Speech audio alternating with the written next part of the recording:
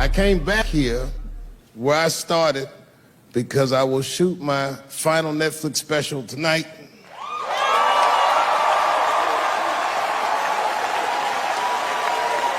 That's right. And after this shit, it's time to make America wait again. I've done too well. You know, if you black in show business and do too well, it's scary, nigga. Like, you gotta get the fuck out of the casino while the getting's good, while you're still winning. If you don't walk away from the table, that's how niggas get Kevin Harted. You already know. That's my man. I'm just saying, if he got a sex tape out, well, it's just a matter of time for me.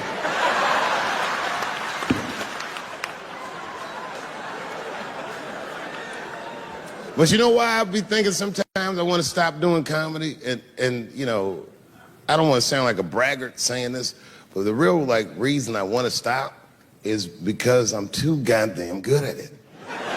I'm not even exaggerating. It's not exciting. Every night before I come out on stage, I'll be backstage like, I'm sure this is gonna go well.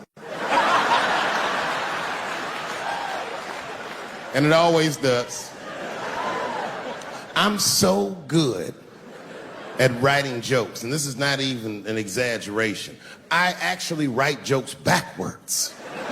I will write a punchline with no particular setup in mind. I just put it on a scrap of paper, and I'll throw that scrap of paper in my fishbowl. I have a fishbowl in my house filled with random punchlines.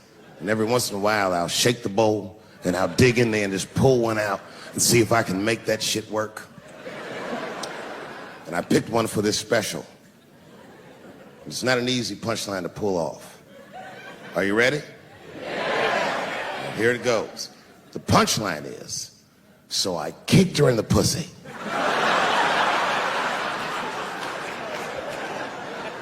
I haven't finished the joke yet. I just know whatever happens in the beginning of the joke, at the end of the joke, for some reason, I'm gonna kick somebody in the pussy. And it's going to be hilarious. And you know what's weird? I've always remembered a time when I wasn't. You know, when I was growing up, I was probably about 8 years old, and at the time, we were living in Silver Spring. Yeah. Yes.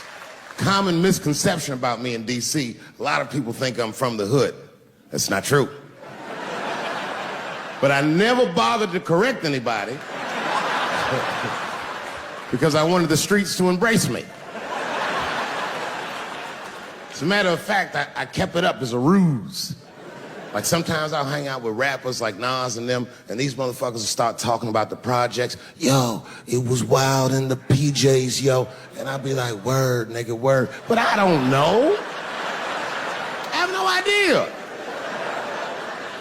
My parents did just well enough so that I could grow up poor around white people.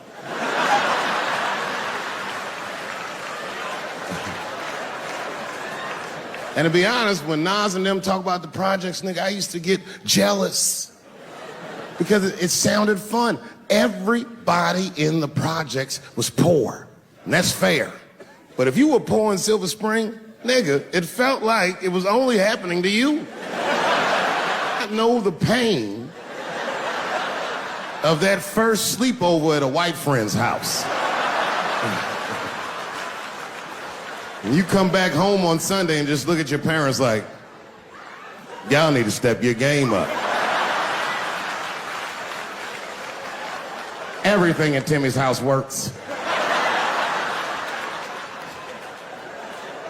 Remember the first time you saw that? In a cold winter, and you be at a white friend's house and see the motherfuckers in their living room without their coats on?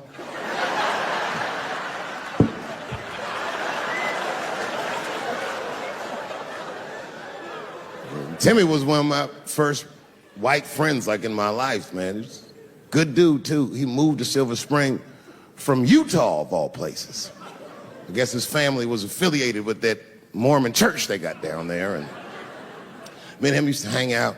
And one day I was at his house, we were just hanging out, and Timmy says, Dave, why don't you stay for dinner tonight? I said, oh man, I'd love to, but I can't. If I'm not home before dark, my mother will kill me.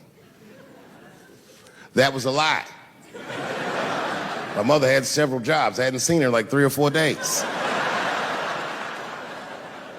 At that point in my life, it was my experience that white dinner wasn't delicious.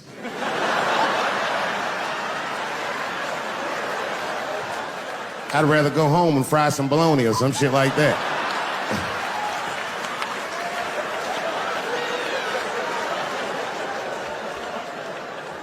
But then old Timmy threw me a curveball I wasn't expecting. He said, it's too bad you can't stay, Dave, because Mom made stovetop stuffing. I said, what the fuck, stovetop? Well, hold on, nigga, let me make some phone calls real quick. I had seen that commercial so many times, I had dreamt of getting my hands on some of that stovetop stuffing. And finally, I met a motherfucker that actually had a box of stovetop in the house. I couldn't miss this opportunity, so I pretended to call my mother. And then I came back and I said, Timmy, you're not gonna believe this great news. Mom said I can stay. And he said, fantastic. He said, why don't you come with me and we'll help set the table and then we can say the blessing. I had no interest in setting this motherfucker's table or saying these crazy ass Mormon prayers. I just wanted that goddamn stuffing. My hands first. My plan was simple. Wash my hands slowly, and by the time I'm done, the table will be set, the blessing will be said, and all that there will be left to do is eat. Went to the bathroom. I washed my hands very slowly. I must have been in there for about 10 minutes. And suddenly, one of his mothers came to the door.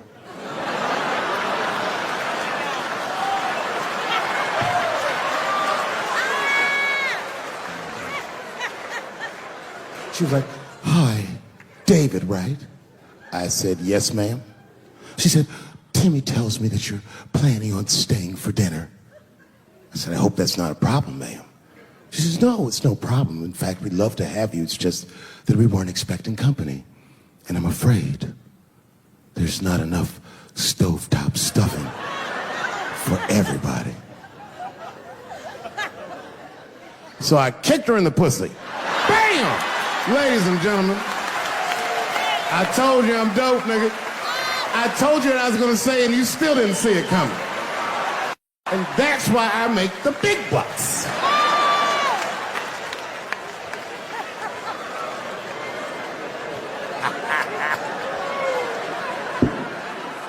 Oh my God. But there's a more important reason that I would stop doing comedy right now. And this reason is the real reason that's been percolating, and it really is the crowd, not you. I'm talking about the crowd on the big stage.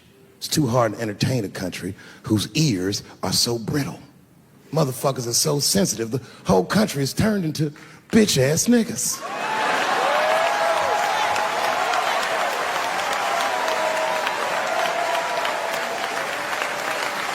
Everything you say upsets somebody. You know, I can remember when it all started. It was when I was doing Chappelle's show. When I was doing Chappelle's show,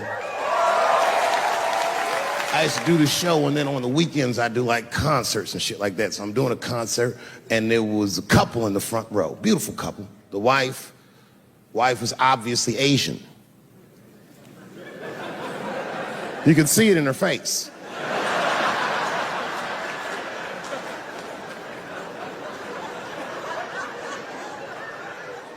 The husband, this motherfucker was mysterious, to say the least.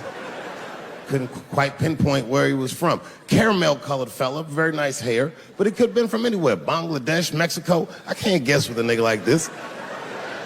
All I knew for sure about this guy is that his wife was a bitch.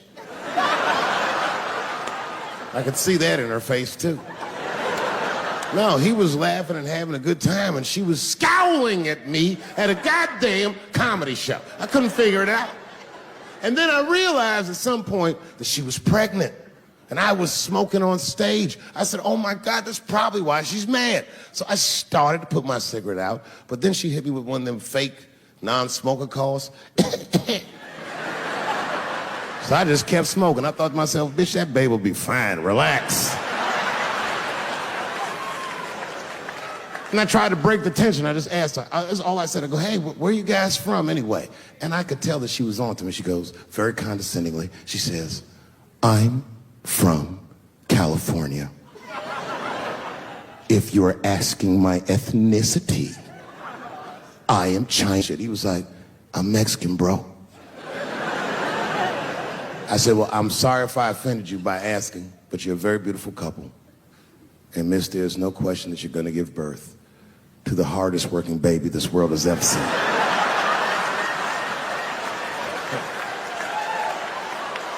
That's not a bad joke. She got very upset. She got up to leave immediately, but she didn't just leave. She had to take one last dig at me on the way out. I will never buy one of your fucking DVDs again, Dave Chappelle. I said, ma'am, with all due respect, Chinese people don't buy DVDs.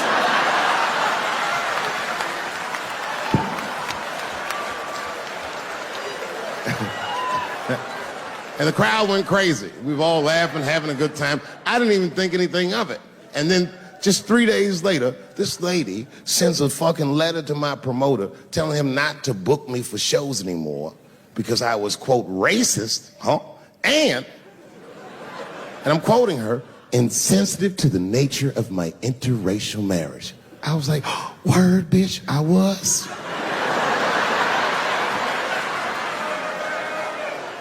If she would know that I myself am in an interracial marriage. That's right. In fact, my wife is Asian too. Surprise, bitch, I'll see you on Thanksgiving.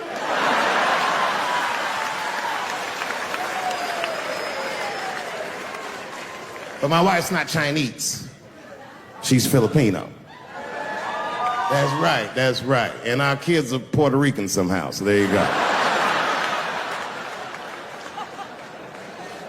But I don't give a fuck about interracial marriage. In fact, you know what? My mother is half white. A lot of people don't know that.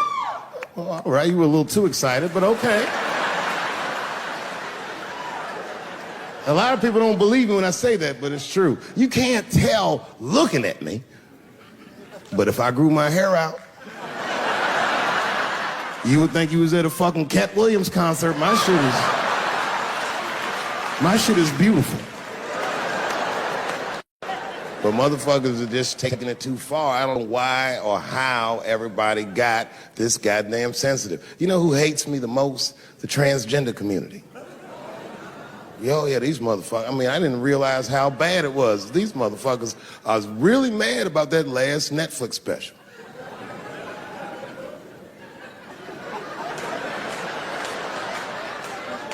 It's tough, man. I don't know what to do about it because I like them. I always have. Never had a problem with them.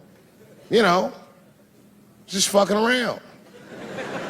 As a matter of fact, I think I make fun of everybody. And, I mean, as a group of people, they have to admit, it's kind of fucking hilarious, man. I'm sorry, bro. It's like, I've never seen somebody in such a hilarious predicament not have a sense of humor about it. They're born feeling like there's something other than they're born as, and that's kind of funny, you know? I mean, it's funny if it's not happening to you. It's like that white black bitch that's in the news all the time. Rachel Dolezal.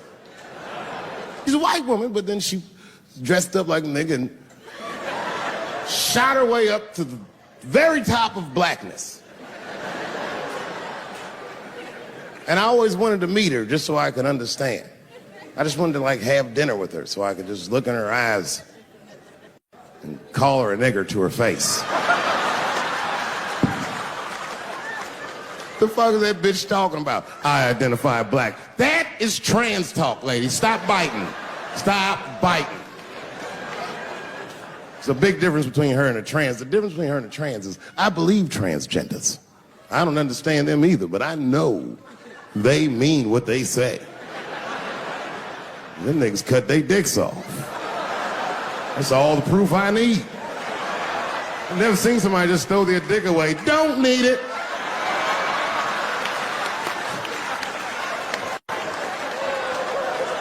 I don't understand, but I believe you and I support your decision, motherfucker. But how far is Rachel willing to go? What is Rachel willing to do so that we blacks can believe that she believes she's actually one of us? Bitch, are you willing to put a lien on your house? Invest in a mixtape that probably won't work out?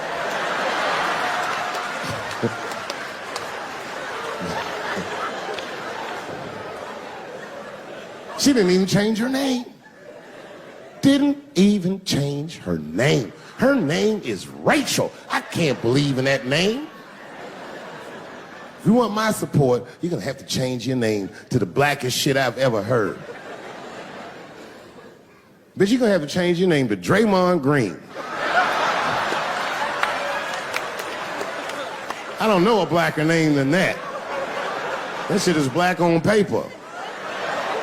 If you type Draymond Green into Airbnb, that shit will log off automatically.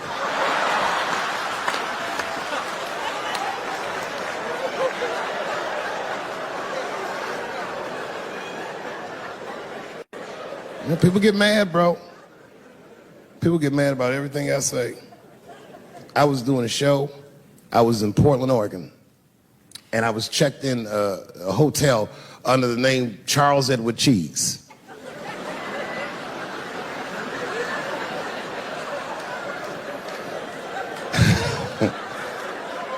I came back and there was a note. It was like a letter on my desk. It was addressed to Mr. Cheese. So obviously I'm going to assume that whoever wrote this letter must be an intimate friend of mine. This is not some kind of name that a person would just guess. But then I open the letter and it turns out I don't know this person at all. It's a fan letter. You know, I'm not even used to the idea that I have fans, but I'm grateful for it. And even though I'm grateful for fans, I don't read those letters. Be nice if I did, but realistically, it's like, what am I, Santa Claus, nigga? I don't have time for this. Like, got shit I want to do. I'm trying to chill. Read all these dreams and wishes from strangers, but I read it. I'd already opened it. So I just read the whole letter. And you know what, man? Whoever wrote this letter truly loves me. I mean, they were really fucking nice in the letter. And then they described to me what it was like to come to the show, how excited they were, how much fun they were having.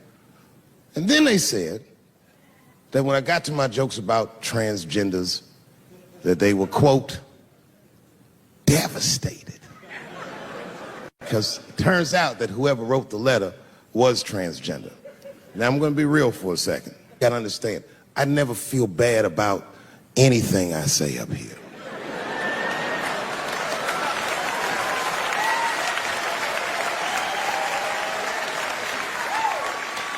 And I would never admit this to you if I hadn't locked your phones up.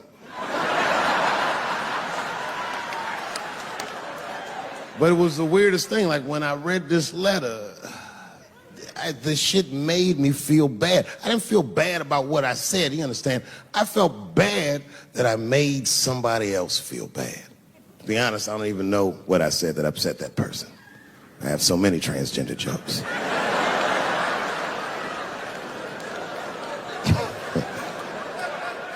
But I feel like it was probably this joke I'm about to tell you right now. And it's not even that bad of a joke. It's a true joke. I mean, it's not true, but I had read in the paper that Caitlyn Jenner was contemplating posing nude in an upcoming issue of Sports Illustrated. And I know it's not politically correct to say these things, so I just figured, fuck it, I'll say it for everybody else. Yuck. Oh, sometimes I just want to read some stats. I don't know why you're going to cram some man pussy in the middle of the sports page like this. I just didn't think that was the place for it. But I wasn't saying anything like Caitlyn Jenner's a bad person. I'm not mad at her for doing it. Not even mad at Sports Illustrated. If I'm mad at somebody, I'm probably just mad at myself. You understand? Because deep down, I know that I am not strong enough to not look at those pictures.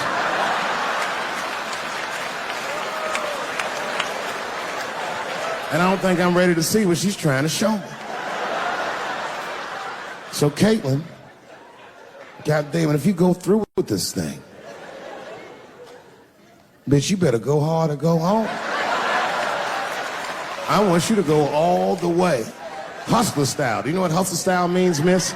That means spread the lips.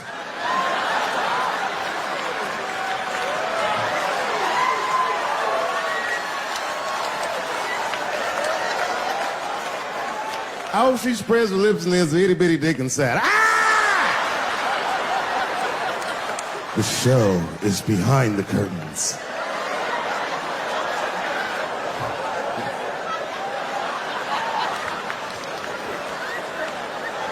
I don't know what I said that upset that person. But I'm gonna tell you something. When I read that letter, and the moments after I read it, I did something that many black men in America do not have the time or the money to do. I thought about how I felt.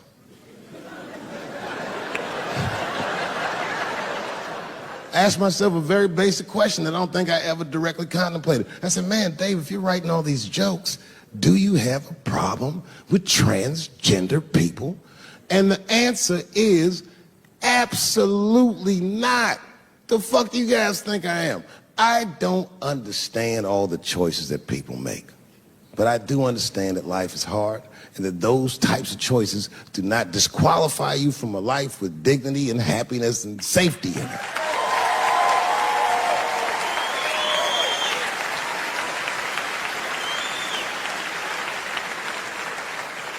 But if I'm honest,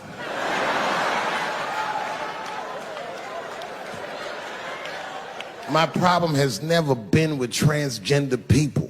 My problem is transgender people. I just feel like these things should not be discussed in front of the blacks. It's fucking insulting, all this talk about how these people feel inside. Since when has America given a fuck how any of us feel inside?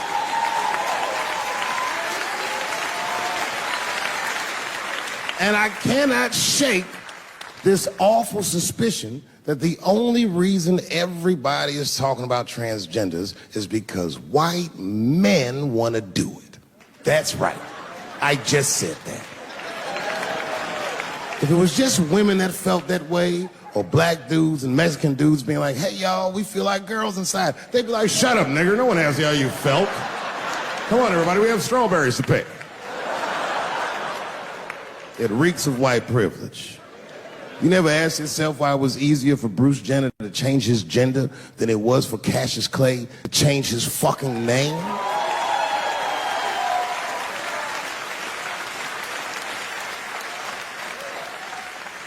And if I were to be brutally honest,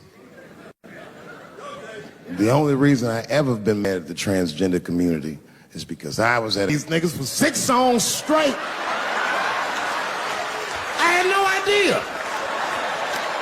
And then the lights came up and I saw them knuckles. I said, oh no! And everybody was laughing at me. Hi, world star. I said, why didn't you say anything? And then I heard that sultry voice. I didn't say anything, Dave Chappelle, because I was having a wonderful time. And I wasn't sure how you'd feel about it. I said, you knew how I'd feel. And she said, I'm going home. I don't want any trouble from you. I said, home? It's only 2 songs left. I mean, we might as well finish tonight. And we ended up having breakfast together. Oh, grow up. That doesn't make me gay. I just titty fucked her. His titties are as real as any titties in L.A. It's 2 o'clock in the morning. I was just borrowing a little friction from a stranger. Whoops!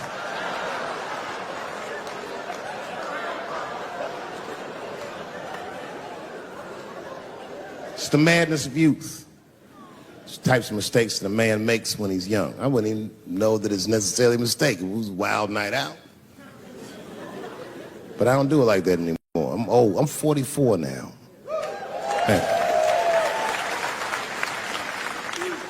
It's the first time in my life I've ever started to physically feel my age. It's tough, man. You know how I know I'm getting old? This is embarrassing, but I was in my hotel room. I'm not gonna lie, I was jerking off, and I was really sweating it out. And this is when I knew I was old. I just gave up in the middle, nothing even happened.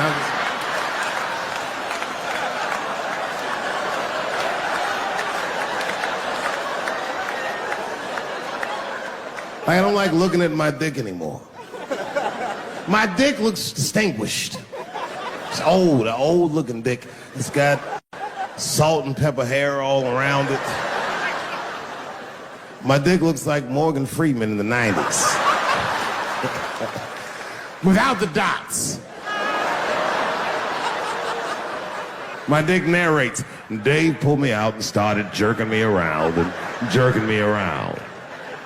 But not with the same vigor as when he was young. He and I both knew nothing was... I see my age in my children.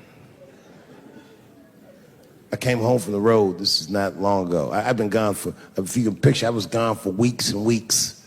And when I came back, nobody was home. Now, one person in my family thought that maybe I'd like to see them when I got back. They knew when I was coming back, but they just weren't home. And that shit was a wake-up call. You know, when my kids were little, and the tour bus would pull up to the house, these motherfuckers would spill out. Dad is home, hooray! And they'd hug me and kiss me, and then as the years went on, they'd get less interested. Hey everybody, look, it's Mr. Promises back from the road.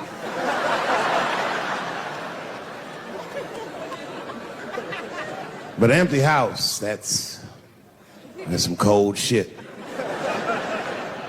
And I went into my oldest son's room. I was like, hello, hello. He was gone.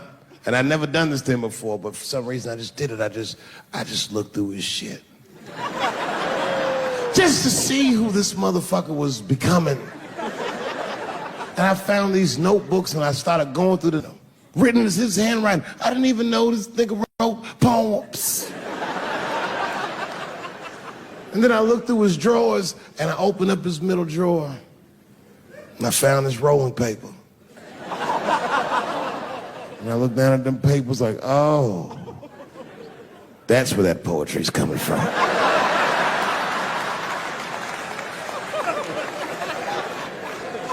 And that shit broke my heart.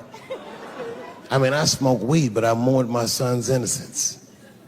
And I cried a little bit. And I took his papers upstairs to my room. Rolled some weed that I'd hid from the family. And I got really high. And then I got paranoid, so I put his papers back how I found them. So he wouldn't know what I was up to. This nigga won't even know that happened until he sees the special. Yeah, nigga, I found your papers. He's a cold motherfucker. Let me tell you, this kid is only 16 years old. Listen to what he did to me. This motherfucker calls me up in the middle of the night. It was 1 o'clock in the morning. He goes, Dad, don't be mad. I knew something was, what's going on? He said, listen, I'm fine. And don't forget, you told me to do this. I'm at a party, and my designated driver had too much to drink. And me and my friends need you to come pick us up. I said, Jesus Christ, it's 1 o'clock in the morning, nigga. I am shit-faced.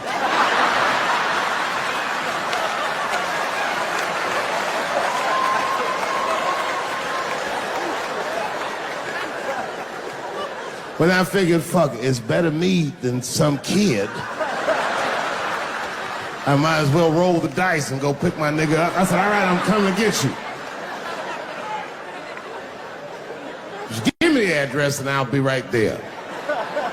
And then he gave me the address and I was shocked. I said, son, you are not gonna believe this, but I'm at the same party, nigga.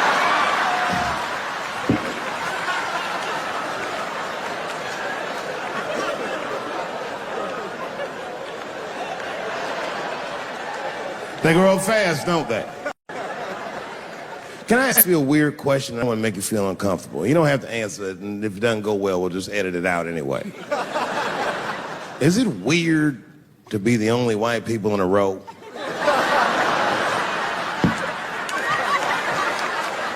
Is it weird? I mean, to be honest, does it feel strange? Are you worried at all? Give me your money, motherfucker. I'm just fucking around.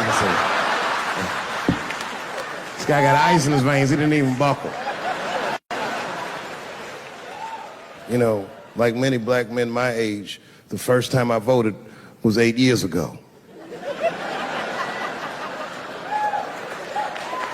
Right. I saw Obama on TV and said, oh, I'm voting for this nigga. I remember the day I voted for Obama. I voted in Ohio, and my vote matters in Ohio. Ohio is a battleground state. But when I pulled up to the polls, all the soldiers were in line. There were so many black people in that goddamn line, I didn't even know it was the polls. I thought it was a check cashing place.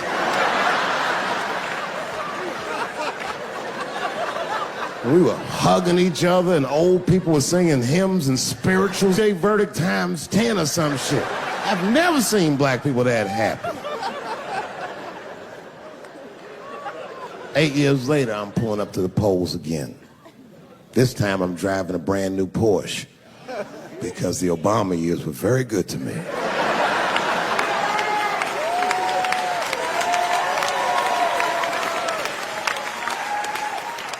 I was early voting, and when I parked my car, I figured out something that it would take the rest of the country another week to figure out. I understood that Donald Trump was going to be our next president because in Ohio, unlike D.C., you could see the results in the parking lot. Saw these goddamn pickup trucks and tractors and shit.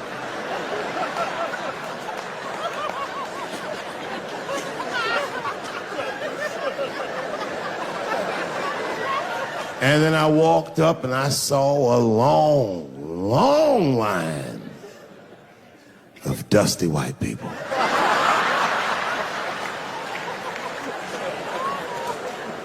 Yes, ladies and gentlemen, these were the poor whites. And I must tell you, I've never had a problem with white people ever in my life. But full disclosure, we've gotten a lot of trouble out of them. And I'd never seen so many of them up close. I looked them right in their coal-smeared faces.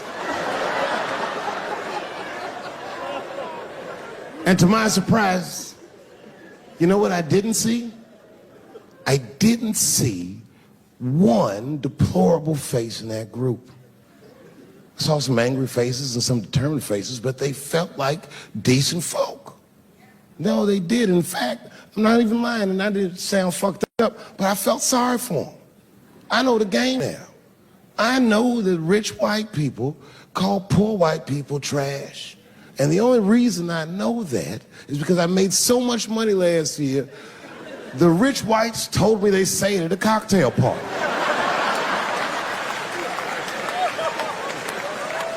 And I'm not with that shit. And I stood with them in line like all of us Americans are required to do in a democracy. Nobody skips the line to vote. And I listened to them. I listened to them say naive, poor white people things. Man, Donald Trump's gonna go to Washington and he's gonna stand there thinking in my mind, you dumb motherfucker.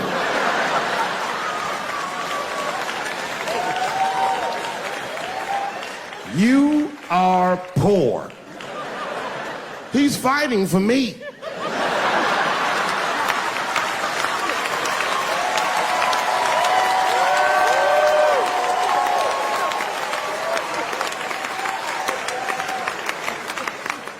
And they all looked at me. They could tell who I was voting for just as easily as I could tell who they were voting for. But do you guys know what we all had in common? Not one of us, not a single one of us, looked like we felt good about what we had to do in that booth. We were just doing our goddamn duty. Yes, I voted for Hillary Clinton. Of course I did. I voted for her because I liked what she said vastly better than I liked what he said. But to be honest with you, at that point, that shit was like watching Darth Vader do the I Have a Dream speech. That bitch is mean as hell. She'd already Karate Kid swept Bernie Sanders' legs from underneath him. Boy, it was hard voting for that shit. But it was the lesser of the evils. I know you were a Clinton supporter, Miss I. I'm sorry for her. But it didn't feel as good as it should have. She was gonna be our first woman president. They were gonna make coins out of this bitch.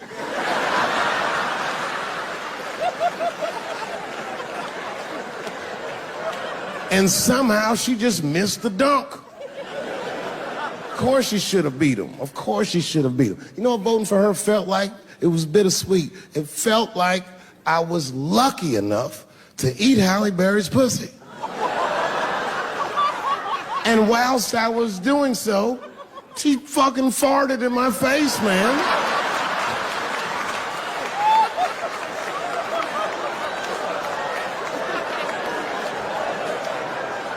Now you understand, I'd still do it. But boy, I wish she didn't fart in this great nation's face. I voted that day, and then that same day I flew to New York City. I had work. That night I was in a comedy club in New York, and I said to an audience almost exactly what I just said to you. And I didn't know that there was a journalist in the room. And this journalist wrote an article. The headline of the article said, Dave Chappelle is an avid. Yeah, I had no idea the paper said that. And you know how I found out? My wife called me from Ohio the next morning in a goddamn panic. David, what the fuck is going on in New York? I said, I'm being good, but what have you heard?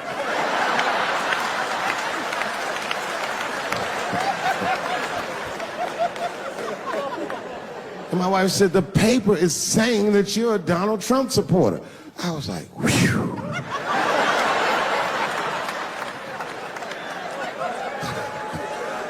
I said, don't worry about that shit, baby.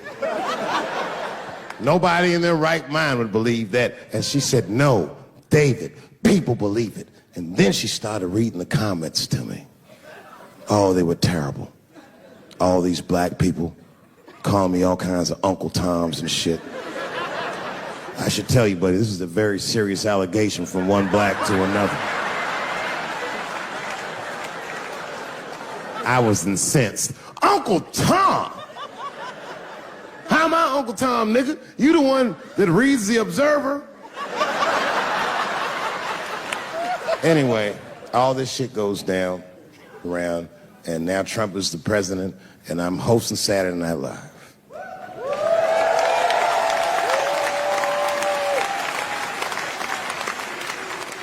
And I didn't really prepare my monologue. I just kind of winged it.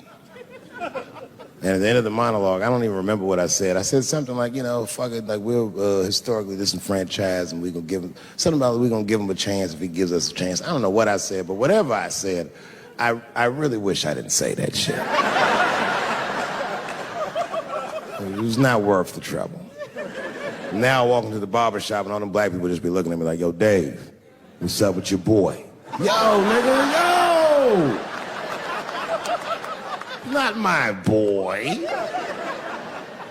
Because I don't care if you're a Republican or Democrat, if you support him or not, any objective person is going to have to admit that this motherfucker is having a terrible go of it. It really is. We've had presidents before that have done bad jobs, but this shit is worse than a bad job. It's scary to watch. Holy shit, it's like seeing a crack pipe in your Uber driver's passengers. The fuck is this guy. Yo, he is lunching, nigga. I watched Donald Trump in a press conference, and this motherfucker had all the media gathered, and this nigga literally asked the media to their face to stop finding shit out. I was like, yo, this motherfucker is bugging. And then, I'm not even making this up, his lips started sweating. His lips. Have you ever seen a motherfucker's lips sweat? What the fuck is wrong with this nigga's lips? It's like if you're on a plane, right? You ever been on a plane? I get scared to fly. I do it all the time. I be scared on there. And sometimes the plane will hit turbulence. And then I get nervous. But I always look at the flight attendant, and she looks calm, and it makes me feel calm. But if that bitch's lips were sweating, it's terrifying. Like, yo, nigga, why are your lips sweating? What do you know? And then, I'm not even making this shit up. This motherfucker grabbed the podium, he goes, you don't know how scary the things I read in my briefings are. What's that, bro? That's bad leadership. Even as a parent, you think I'm gonna sit my kids down? Hey, little man, come here real quick. I just wanna holler at you for a second. Yo, I'm 3 months behind on the rent, nigga, and I am worried. Very worried. Go to school and have a productive day, nigga. I was just thinking out loud, getting some shit off my chest. I'm like, what the fuck are you doing, bro? This is bad, man. Jesus Christ. All this motherfucker's ideas sound like high people ideas. Like he doesn't think these things through before he tells us. He just tells us what he's thinking as soon as it occurs to him. This shit sounds nuts. I'm gonna go to China and I'm gonna get those jobs from China and bring them back here to America. For what, nigga? So iPhones can be $9,000? Leave that job in China where it belongs. None of us want to work that hard. What the fuck is he thinking? Because I don't want to make them shits. What the fuck are you doing? Stop trying to give us Chinese jobs. I am going to bring back coal. Coal? I'm not even exaggerating. I have never in my life even seen a fucking lump of coal. I honestly don't even know what coal is for. If you're gonna have motherfuckers digging around in the dirt looking for shit, find me some truffles, nigga. That's what I'm about. And these truffle prices are getting out of control. If it gets any worse, I'm gonna be back down to regular butter like everybody else. Terrible, terrible job. This motherfucker hit North Korea with rap battle threats. Fire and fury, like, yo! Yo, what are you doing?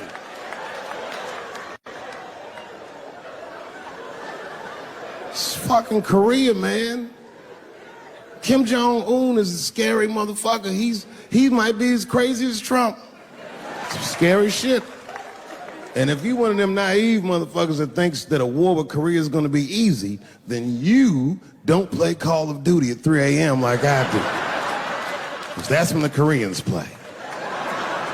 Fucking 8-year-old Korean kid took out my whole goddamn platoon last night.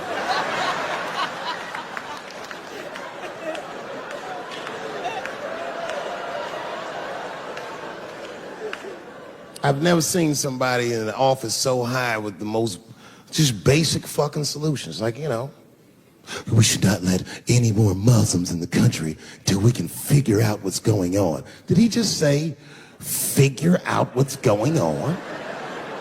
Who doesn't know how to do basic math? Let's count it out, okay? There's been 17 mass shootings in the United States. 4 of them were done by Muslims. None of those 4 Muslims were from any of the 7 countries in your stupid ass original band.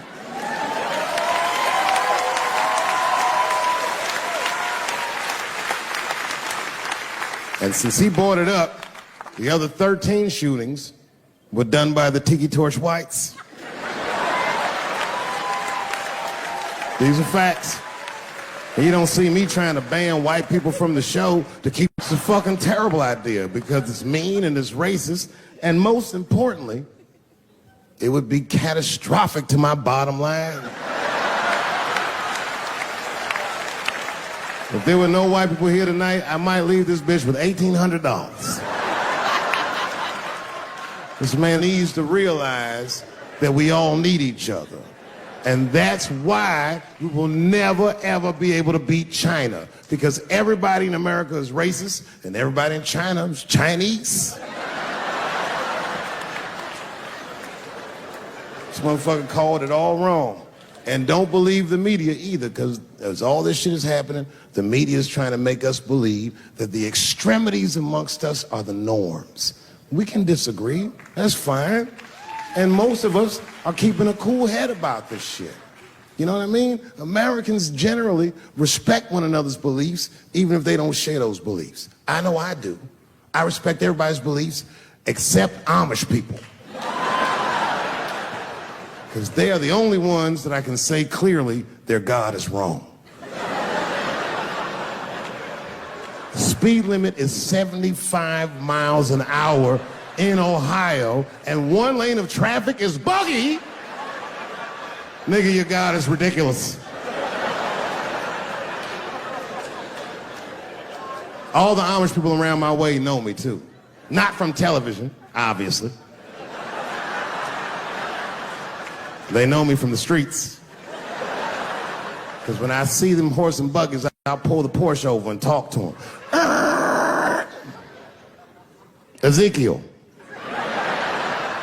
Ezekiel, are you sure that God doesn't want you to have any of this technology or this energy? Huh? Huh? I can't hear you, nigga. Let me turn this air conditioner off. What did you say? And them niggas be like, get away from me, ye. Ye tried to tempt me like the devil. Devil? Nah, bro, I'm trying to put you on to the game, Zeke. It's a big world out here, nigga. I just went 25 miles in 30 minutes. That's a day's journey for you. You don't even know what the weather's gonna be tomorrow, do you? I do. You don't even know that there's a valuable Pokemon right on your... I drive away. Huh? Oh, my vape pen? You want to hit my vape pen? Oh, sorry, nigga. I'm trying not to get herpes. My bad. I've been playing cat and mouse with herpes for 30 years now, but every night I go to the club, I'll be like, not tonight, herpes.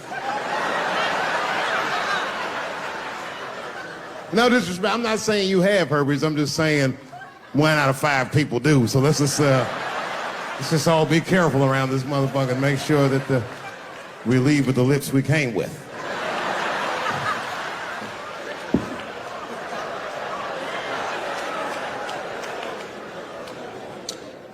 Sometimes I think that the media is hard on Trump. Because I'll see shit that they get on him about that doesn't seem bad to me.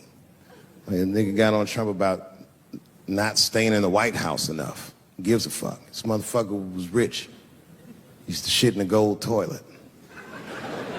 It's true. I don't know if you've ever been to the White House. It looks like a very nice place to work, but I wouldn't want to live in that Scooby-Doo ass house either. That shit's terrifying looking. Imagine you trying to jerk off.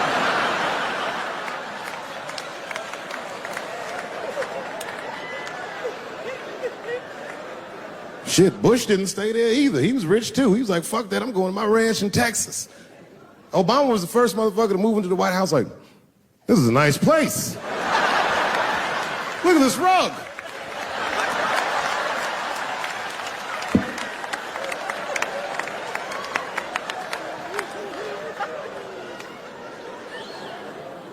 The media got on him about putting Jared Kushner in his cabinet, and I didn't think that that was the worst thing he'd done. I mean, it was still early, and I mean, it's not unprecedented. Kennedy had his brother as the attorney general, right? And this motherfucker's a Washington outsider. To be honest with you, I'd probably do the same thing.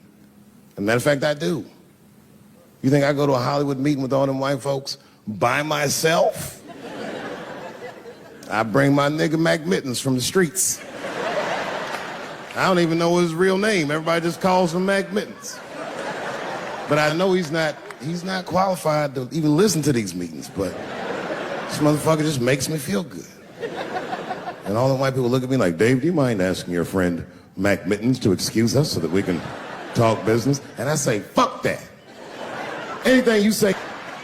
And he listened to the whole meeting. And when they done talking, I just look over at Mac Mittens, and if he gives me the signal, meow, meow, I'll sign the papers. It's a gut check. Or how about this one? Remember when it was the day after the election and the president of Taiwan called Donald Trump to congratulate him? And Donald Trump, you know, of course, took the call and talked to the president of Taiwan. The problem with that was Taiwan doesn't have a president. The United States functions on what they call a one-China policy, and Taiwan is a renegade province of said China.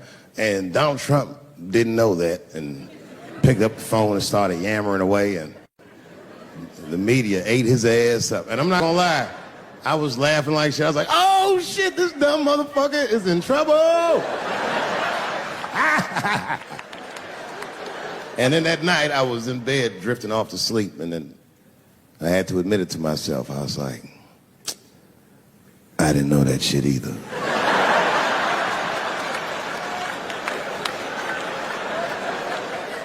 And then I realized the media got the story wrong. The story wasn't that Donald Trump took the call. Nobody told Donald Trump not to take the call. That's terrifying.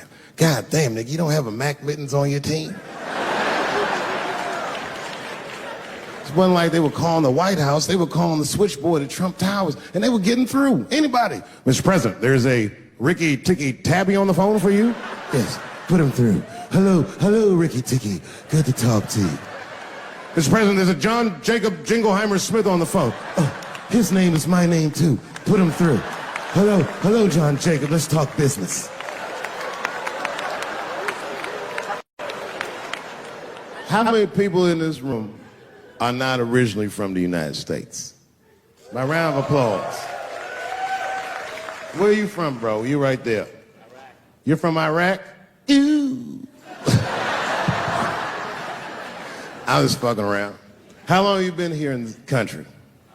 23 years. 23 years? Are you a citizen yet? You are? Congratulations, nigga. Congratulations. Well, welcome to this great land. You know, I'm going to give you a history lesson, because I'm sure this wasn't on your entry exam. But every naturalized American has heard something about what I'm about to tell you. A picture is the early 50s in the United States. This 14-year-old boy goes down from Chicago to Mississippi to meet his extended family for the first time. He'd never been to Mississippi. And before he went, his mother said to him, very pointedly, she said, if a white man looks you in your eyes in Mississippi, look away. And I don't know what you know about black people from Chicago, but they're not a scared people. Legend has it, he was in front of a convenience store hanging. A white woman walked out of the store, and he thought she was pretty, and he said, bye, baby. Not realizing that he had just made a fatal mistake. 4 days later, a group of adult white men burst into this family's home and snatched a 14-year-old boy out of bed in front of his family that was powerless to stop them, and he was never seen alive again. His name was Emmett Till. They found his body maybe a few days later. It was in a creek, tied to a wheel so it would sink, horribly beaten and bloated. Hideous. And lucky for everybody in America, his mother was a fucking gangster. She was.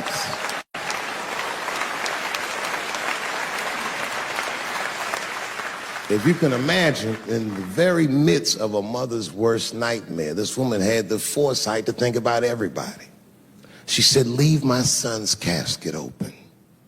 She said, the world needs to see what they did to my baby. And every publication here in the United Times had this boy's horribly bloated body on its cover. And if our civil rights movement was a car, this boy's dead body was premium gas. This was a very definitive moment in American history where every thinking and feeling person was like, ugh, we gotta do better than this. And they fought beautifully, and here we all are.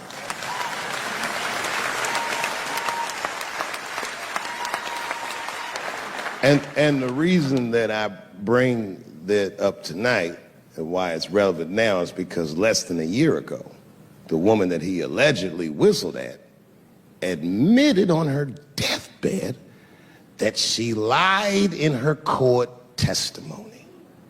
And you can imagine when we read that shit, we was like, ooh, you lying ass bitch. Was furious.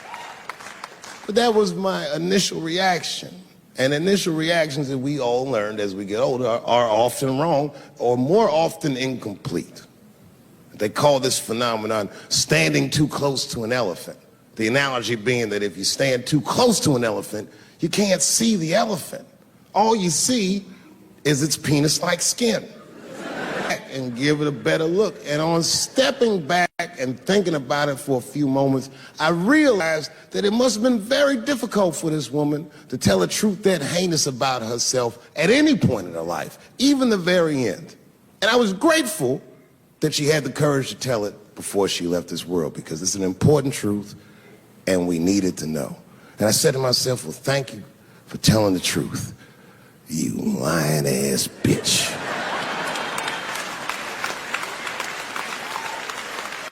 And then time goes on, and then after time, you can kind of see the whole elephant. And it's humbling, because you realize that this woman lied, and that lie caused a murder. But that murder set in motion a sequence of events that made my wonderful life possible, that made this very night possible. How could this be that this lie could make the world a better place? It's maddening.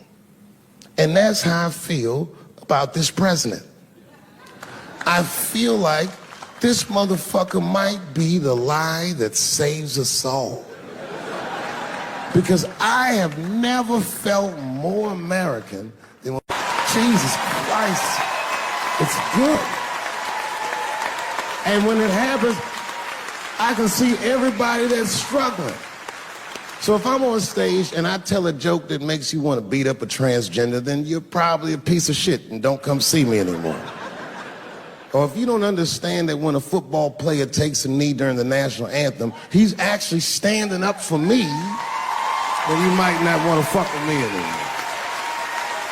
But I swear, no matter how bad it gets, you're my countrymen. And I know for a fact that I'm determined to work shit out with y'all. And if that woman that said that heinous lie was alive today, I would thank her for lying. And then I would kick her in the pussy.